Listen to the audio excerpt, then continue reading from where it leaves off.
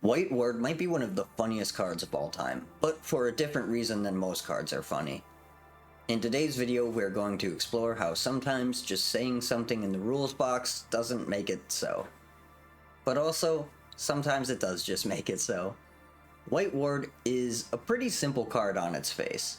It's an enchantment aura that costs 1 white mana, and the creature enchanted with White Ward gets protection from white. Ooh, protection. Maybe this card isn't so simple after all. Well, let's talk about it, shall we? First off, what the fuck is protection? Well, that depends on what year you're in. Let's talk about how protection has changed over the years, just to kinda go along with the story of White Ward.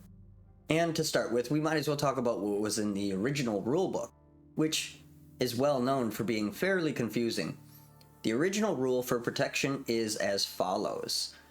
A creature with protection from one or more colors of magic cannot be affected by any magic of those colors. For example, a creature with protection from blue cannot be blocked by blue creatures, dealt damage by blue creatures, or enchanted, damaged, or otherwise affected by blue cards. Damage done by such a creature cannot be prevented using blue cards. Note that the creature does not have this ability until it is successfully summoned. If, for example, you are summoning a creature with protection from blue magic, your rival can still cast a blue interrupt that affects the summoning spell. Sorry, I glazed over there. So that's all well and good, but it does bring up some questions. The main question we're going to focus on, instead of getting into all of that, is that line where it says a creature with protection from a color cannot be enchanted or otherwise affected by cards of that color. So White Ward is an enchantment that is white, so it grants protection from white, which means it can't be affected by white magic, and so the White Ward would fall off? Is that correct? That's certainly what it sounds like, but maybe it only means enchantments that aren't currently affecting it. And if you were to look at the rulings released on February 22nd of 1994, then you would be right. This ruling is hilarious because the first line is telling you that the rules in the book for protection are broken and not worth using. And in this ruling, it gives protection 3 traits. Cannot be damaged by color, cannot be blocked by color, cannot be targeted by color effects. That's pretty simple, and while the rulings don't actually address White Ward here, there is a ruling made by Beth Morsand that does imply that White Ward is fine. So, if we go down to this bit here, a protection from color ability does not work for a creature while it is in the graveyard, hence a white knight can have an animate dead cast on it, and a black knight can be resurrected.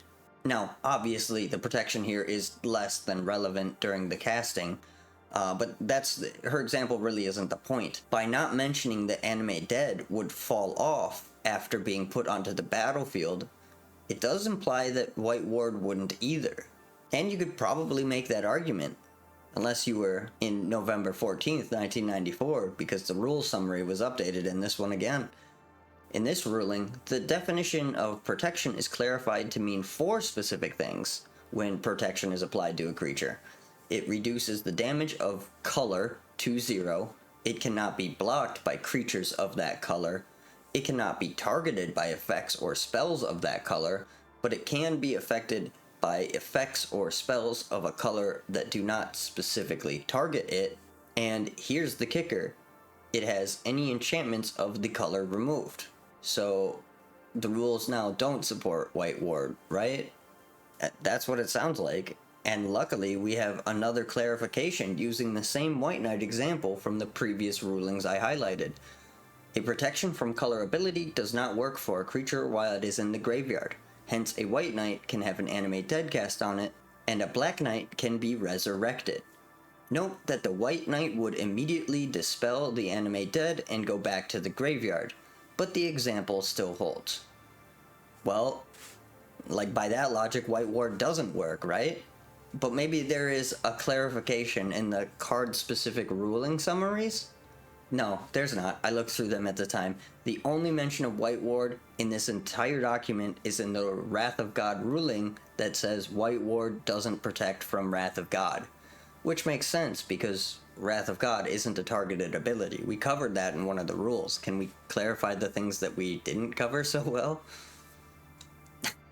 This is so fucking funny, dudes.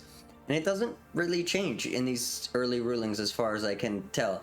And I'll be real with you, I didn't have time to go through and read every rendition of Magic's rules to figure out when and how White Ward worked in the rules at every moment in history.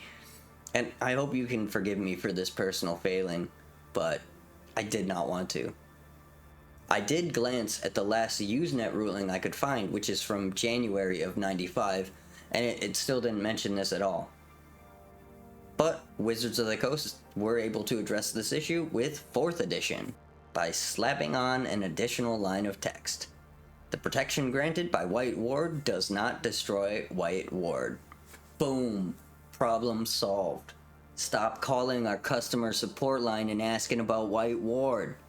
It just works.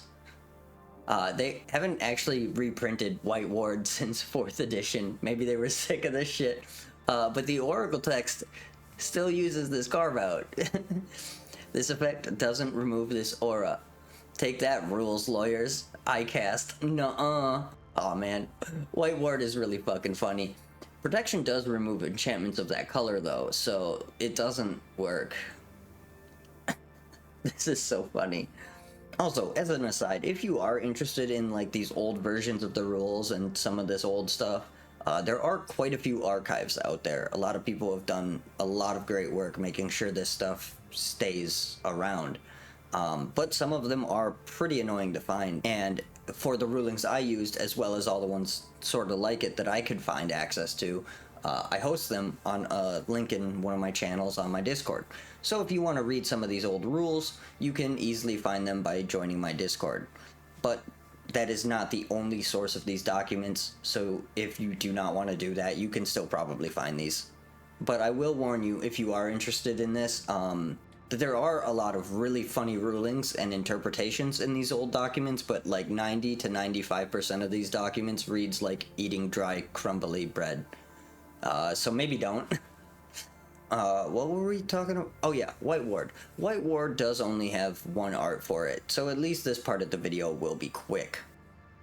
White Ward was illustrated by Dan Frazier, and it's pretty sweet. This is obviously far from the most iconic Dan Frazier art, and it really feels like a pretty generic scene, all things considered, but I do still like the art. And I guess I'm not sure if like the white wisps in this art is supposed to be like the magic of the ward or some type of weird cirrus cloud or something, but I do think the art is enjoyable to look at. And so the savannah or desert, or I don't really know what kind of biome this is, but whatever it is, it's really well illustrated. It's definitely not a super interesting art, but art like this does make the world feel larger, and so I think it's pretty fucking cool that they have stuff like this.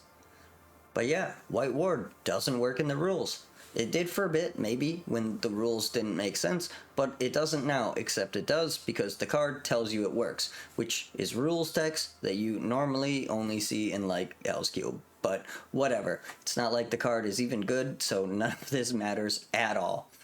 I'll see you guys tomorrow with a video about a card that's maybe more interesting, or maybe not. I don't know. You can like the video if you like it, but I wouldn't blame you if you didn't. You can subscribe if you give a shit, but either way, I hope you have a magical day. Thanks for watching.